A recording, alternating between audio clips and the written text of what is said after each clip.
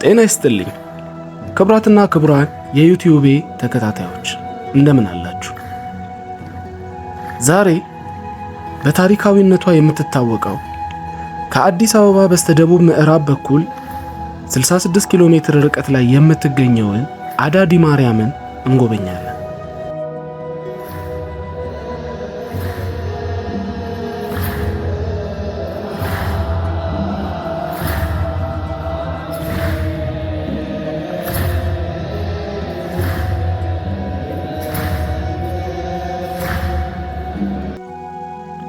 አዳዲ ማርያም ከኢትዮጵያ ዋና ከተማ ከሆነችው አዲስ አበባ በስተደቡብ ምዕራብ በኩል በግምት 66 ኪሎ ሜትር ርቀት ላይ የምትገኝ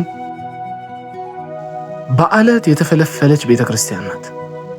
በ12ኛው መቶ ክፍለ ዘመን እንደተገነባች የሚታመን ሲሆን ተወዳጅ የቱሪስት መዳረሻም ነች።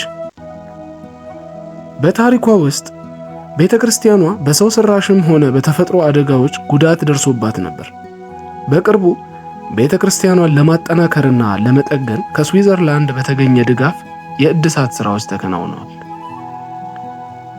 የአካባቢው ቃለ ትውፊት እንደሚገልጸው የዛጉዌ ሥርወ መንግሥት ታዋቂ ከሆኑት ነገሥታት አንዱና በኢትዮጵያ ኦርቶዶክስ ተዋሕዶ ቤተክርስቲያን ቅዱስ ተብለው ከሚታወቁት ንጉሥ ላሊበላ በ12ኛው መቶ ክፍለ ዘመን የዚህች ቤተክርስቲያን ግንባታ እንዲከናወን አዘዋል።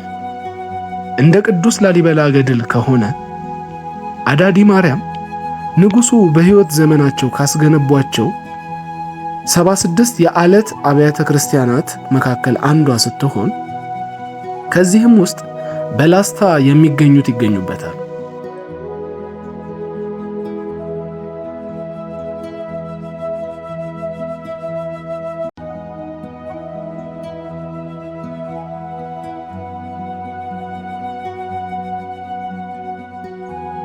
እንደ አፈ ታሪክ የአዳዲ ማርያም ቤተክርስቲያን መመስረት ከኢትዮጵያ ኦርቶዶክስ ተዋሕዶ ቤተክርስቲያን ታላላቅ ቅዱሳን አንዱ ከሆኑት ከአቡነ ገብረ መንፈስ ቅዱስ ከግብፅ ወደ ኢትዮጵያ ከመምጣታቸው ጋር የተያያዘ ነው።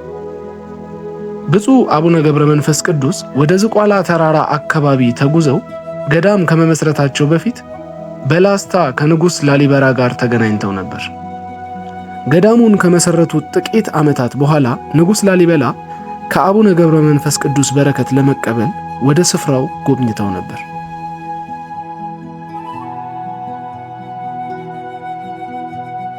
በዚያ ቆይታቸውም ንጉሥ ላሊበላ ቅድስት ማርያም ከልጇ ጋር ገዳሙ አጠገብ ወዳለው ስፍራ የአሁኗ አዳዲ ማርያም የምትገኝበት ቦታ ማለት ነው እንደመጡና መላእክትም ከአቡነ ገብረ መንፈስ ቅዱስ ጋር ሲረዱ የሚያሳይ ራእይ ቅድስት ማርያም ከልጇ ጋር ገዳሙ አጠገብ ወዳለው ስፍራ ይህም ማለት የአሁኗ አዳዲ ማርያም የምትገኝበት ቦታ እንደመጡና መላእክትም አቡነ ገብረ መንፈስ ቅዱስን ሲረዱ የሚያሳይ ራእይ ተመለከቱ።